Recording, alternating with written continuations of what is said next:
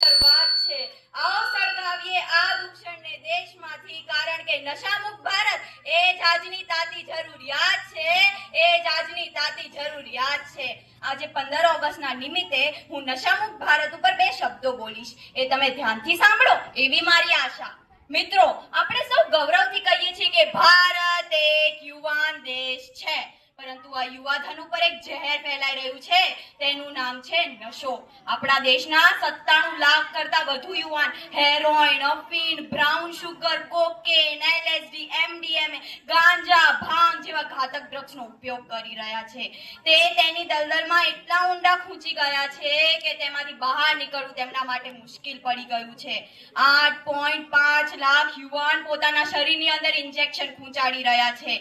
સૌથી લોહી ઉકાળે તેવી વાત તો એ છે કે 1.5 કરોડ વિદ્યાર્થીઓ જે હજી સાવ માસૂમ છે, નિશાળે જાય છે તેવા વિદ્યાર્થીઓ પણ આની બંધાણીમાં બંધાઈ ચૂક્યા છે. જે હાથમાં પુસ્તક, કલમ, ભારતની પ્રગતિનું સ્ટેરિંગ હોવું જોઈએ હતું, તે હાથમાં જે બીડી, સિગરેટ, તેનો ધુમાડો અને ડ્રગ્સની સિરિંજ જોવા મળે છે.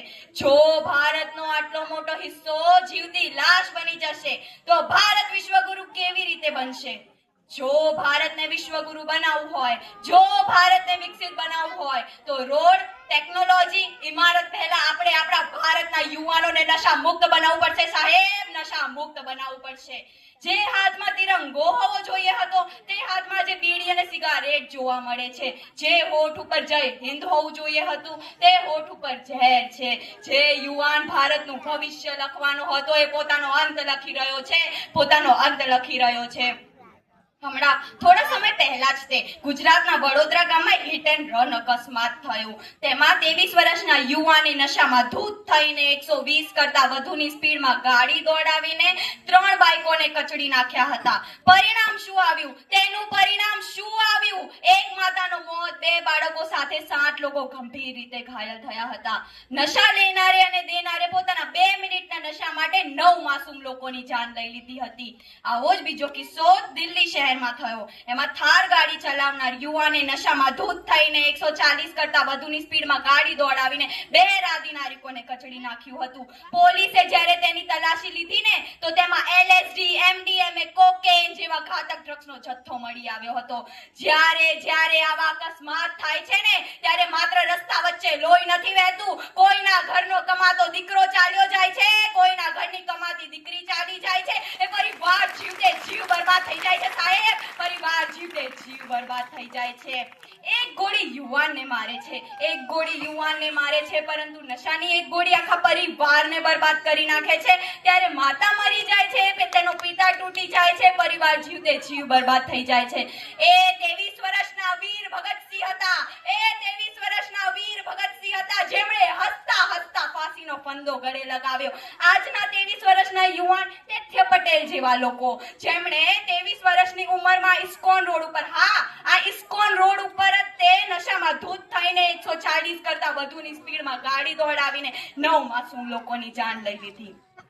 આઝાદી માટે શહીદોએ પોતાના પ્રાણ આપ્યા. ભગતસિંહ હસતા હસતા ફાંસીનો ફંદો ગળે લગાવ્યો. સુભાષચંદ્ર બોઝે કહી દીધું, તમે મને લોહી આપો, હું તમને આઝાદી અપાવીશ. ઘાનો રોટલો ખાધો, પણ એ રાણાએ ક્યારે મેવાડ નતું મેલ્યું. જેના તલવારના ઝાટકે અકબરના મોઢાના પાણી મરી જતા, એ મહારાણા પ્રતાપના વંશજ છે. બાપ, શું તેમણે આઝાદ ભારતનું સ્વપ્ન આ માટે જોયું હતું કે આપણો આ યુવાધન નશાની ગુલામી સ્વીકારી લે?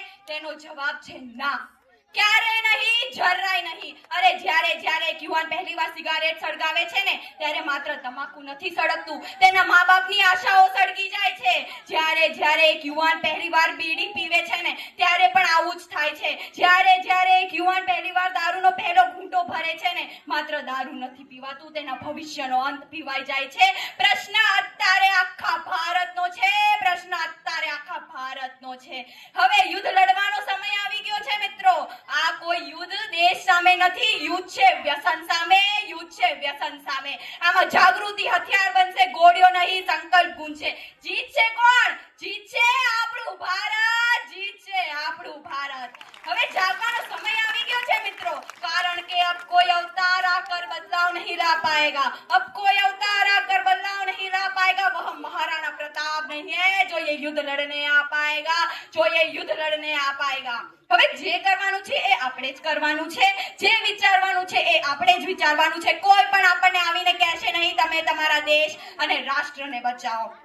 અંતમાં હું એટલું જ કહીશ કે જીવન જોડો નશા છોડો એવો નવો સંકલ્પ લાવીએ, જીવન જોડો નશા છોડો એવો નવો સંકલ્પ લાવીએ, નશા મુક્ત બને આપણું ભારત, એવી નવી સવાર લાવીએ, એવી એક નવી સવાર લાવીએ। જય હિન્દ, જય ભારત।